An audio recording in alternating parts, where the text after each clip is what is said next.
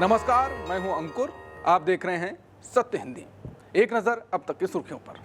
PM Modi 8 दिसंबर को लोकसभा में वंदे मातरम के 150 साल पूरे होने पर होने वाली खास चर्चा की शुरुआत करेंगे। वहीं गृह मंत्री अमित शाह 9 दिसंबर को राज्यसभा में इसी विषय पर बहस की शुरुआत करेंगे। सूत्रों के मुताबिक लोकसभा में ये बहस दोपहर 12 बजे शुरू होगी। इस पूरे दिन चलने वाली चर्चा में रक्षा मंत्री राजनाथ सिंह सहित कई मंत्री हिस्सा लेंगे। इसी के साथ चुनाव सुधारों पर बड़ी बहस भी तय है। लोकसभा में ये बहस 9 और 10 दिसंबर को होगी, जिसमें चुनावों से जुड़े सभी पहलुओं पर चर्चा की जाएगी, जैसे एसआईआर।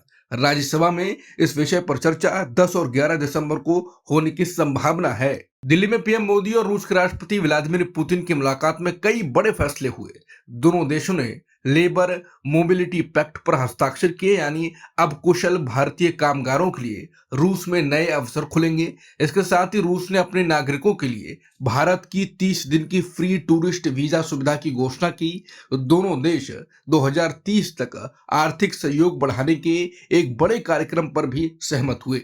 मुलाकात में 16 समझौतों पर हस्ताक्षर हुए। स्वास्थ्य, समुद्री सहयोग, खाद्य, कस्टम, शिक्षा और मीडिया जैसे क्षेत्रों में, रक्षा और परमाणु ऊर्जा पर भी लंबी बातचीत हुई। पुतिन ने कहा कि भारत रूस व्यापार पिछले साल 12% और बढ़ा है और अब लक्ष्य है कि इसे $100 अरब तक ले जाना। उन्होंने कहा कि दोनों देश अब 96% व्यापार अपनी राष्ट्रीय मुद्राओं में कर रहे हैं। मोदी ने पुतिन की गहरी दोस्ती की सराहना की और कहा कि 8 दशकों से भारत रूस की मित्रता दुनिया के उतार चढ़ाव के बीच भी मजबूती से खड़ी रही। साथ ही दोनों देश यूरेशियन इकोनॉमिक यूनियन के साथ एफटीए को जल्दी पूरा करने पर सहमत हुए। रूसी राष्ट्रपति व्लादिमीर पुतिन की भारत यात्रा के दौरान प्रसार भारती ने रूस के कई मीडिया संगठनों के साथ महत्वपूर्ण समझौते किए। इन समझौतों का मकसद है ब्रॉडकास्टिंग में सहयोग, कंटेंट साझा करना और सूचना आदान प्रदान को मजबूत बनाना। इन एमओयूज के बाद भारत और रूस के बीच मीडिया सहयोग पहले से अधिक बढ़ेगा और दोनों देशों के टीवी, रेडियो नेटवर्क एक दूसरे का कंटेंट इस्तेमाल कर सकेंगे। कांग्रेस ने शुक्रवार को बताया कि पार्टी अध्यक्ष और राज्यसभा में नेता प्रतिपक्ष मल्लिकार्जुन खड़गे और लोकसभा में नेता प्रतिपक्ष राहुल गांधी को रूसी राष्ट्रपति व्लादिमीर पुतिन के सम्मान में आयोजित आधिकारिक भोज के लिए निमंत्रण नहीं दिया गया। कांग्रेस ने इसे लोकतांत्रिक परंपरा के खिलाफ बताया और कहा कि इतने बड़े राजनयिक कार्यक्रम में विपक्ष के शीर्ष नेताओं को शामिल न करना अभूतपूर्व और अनुचित है।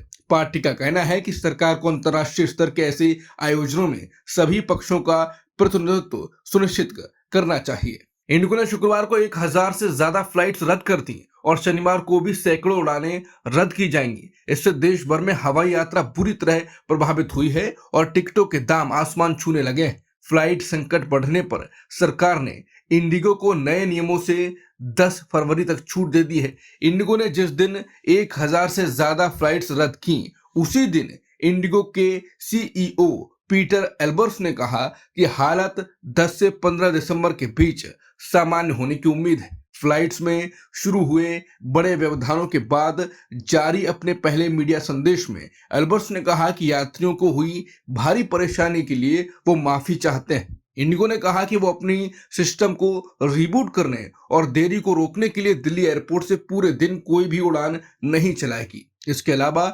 चेन्नई एयरपोर्ट से इंडिगो की सभी घरेलू उड़ानें रद्द, बेंगलुरु से दिल्ली और मुंबई की सभी फ्लाइट्स पूरे दिन के लिए रद्द। इस बड़े फ्लाइट संकट की वजह से हजारों यात्री फंस गए हैं और एयरपोर्ट पर अफरा तफरी का माहौल है। कांग्रेस नेता राहुल गांधी ने शुक्रवार को कहा कि इंडिगो फ्लाइट संकट की असली वजह सरकार का मोनोपोली मॉडल है। उन्होंने आरोप लगाया कि सरकार कुछ कंपनियों को बढ़ावा देकर बाजार में प्रतिस्पर्धा खत्म कर रही है और इसका सीधा नुकसान आम लोगों को हो रहा है। राहुल गांधी का यह बयान उस समय आया है जब इंडिगो ने गुरुवार को 550 से ज्यादा और शुक्रवार को 400 फ्लाइट्स कैंसिल कर दी, जिससे देश भर के यात्रियों की यात्रा योजनाएं बुरी तरह प्रभावित हुई। राहुल गांधी ने कहा कि इंडिगो का यह संकट सरकार के मोनोपोली मॉडल की कीमत है। हर बार आम लोग ही भुगतते हैं, देरी, कैंसिलेशन और बेबसी के रूप में। भारत को हर सेक्टर में निष्पक्ष प्रतियोगिता चाहिए, मैच फिक्सिंग जैसी मोनोपोली नहीं। उन्होंने सरकार से सवाल किया कि आखिर एयरलाइंस सेक्टर में ऐसी स्थिति बार बार क्यों बन रही है और यात्रियों की सुरक्षा व सुविधा के लिए ठोस कदम कब उठाए जाएंगे। राहुल गांधी ने कहा कि भारत को हर क्षेत्र में साफ और निष्पक्ष प्रतियोगिता चाहिए, न कि मैच फिक्सिंग जैसी मोनोपोली। कांग्रेस के पूर्व अध्यक्ष ने अपने पिछले साल लिखा गया एक आर्टिकल को भी फिर से साझा किया।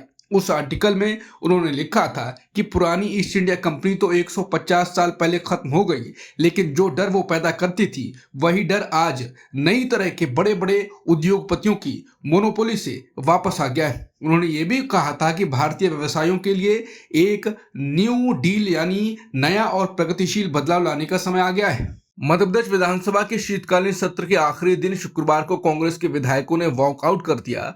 वो सिंगरौली जिले में अडानी ग्रुप के कोल ब्लॉक के लिए लगभग 6 लाख पेड़ काटे जाने के विरोध में सदन से बाहर चले गए। कांग्रेस विधायकों ने आरोप लगाया कि इतनी बड़ी संख्या में पेड़ काटना पर्यावरण के लिए गंभीर खतरा है और सरकार को इस पर तुरंत रोक लगानी चाहिए। विपक्ष ने मांग की कि सरकार इस पूरे मामले की पारदर्शी जांच कराए और पेड़ों की कटाई पर जवाब दे। पीएम मोदी ने शुक्रवार को हैदराबाद हाउस में भारत रूस द्विपक्षीय वार्ता के बाद मीडिया को संबोधित करते हुए राष्ट्रपति व्लादिमीर पुतिन की सराहना की। उन्होंने कहा कि पिछले 25 सालों में पुतिन ने भारत रूस रिश्तों को नई ऊंचाइयों पर पहुंचाया है। पीएम मोदी ने ऊर्जा, व्यापार और आने वाले वर्षों 2030 तक दोनों देशों के बीच बड़े सहयोग की रूपरेखा भी पेश की। उन्होंने कहा कि भारत रूस दोस्ती एक मार्गदर्शक तारा यानी गाइडिंग स्टार की तरह है, जिसने दोनों देशों को दशकों से जोड़े रखा है। यूक्रेन युद्ध के मुद्दे पर पीएम मोदी ने फिर से शांतिपूर्ण समाधान की बात दोहराई और कहा कि दुनिया को शांति की ओर लौटने की जरूरत है। पश्चिम बंगाल की गर्भवती सोनाली खातून, जिन्हें लगभग 5 महीने पहले जबरन बांग्लादेश भेज दिया गया था, अब वापस भारत लौट आई हैं। वो शुक्रवार को अपने नाबालिग बच्चे के साथ मालदा जिले के भारत बांग्लादेश बॉर्डर से देश में दाखिल हुई। सोनाली की वापसी सुप्रीम कोर्ट के हस्तक्षेप के बाद संभव हो पाई। कोर्ट ने उनके मामले को गंभीरता से लिया था और केंद्र व राज्य सरकार से कार्रवाई की मांग की थी। उनकी वापसी के बाद परिवार और स्थानीय लोगों ने राहत की सांस ली है। भारत और साउथ अफ्रीका के बीच वनडे सीरीज का तीसरा और आखिरी मैच आज विशाखापट्टनम में खेला जाएगा। भारत और साउथ अफ्रीका की टीम यहां पहली बार वनडे में आमने सामने होंगी। मैच दोपहर 1:30 बजे से शुरू होगा और टॉस 1 बजे होगा। मौजूदा स्थिति में दोनों टीमें 1-1 से बराबर हैं। बता दें, टीम इंडिया को टेस्ट में क्लीन स्वीप झेलना पड़ा था, अब वनडे सीरीज दांव पर है। अब तक की खबरों में इतना ही। बाकी खबरों के लिए बने रहिए सत्यहिंदी.com के साथ। Copyright disclaimer under Section 107 of the Copyright Act 1976. Allowance is made for fair use for purposes such as criticism, comment, news reporting, scholarship, and research. Fair use is a use permitted by copyright statute that might otherwise be infringing.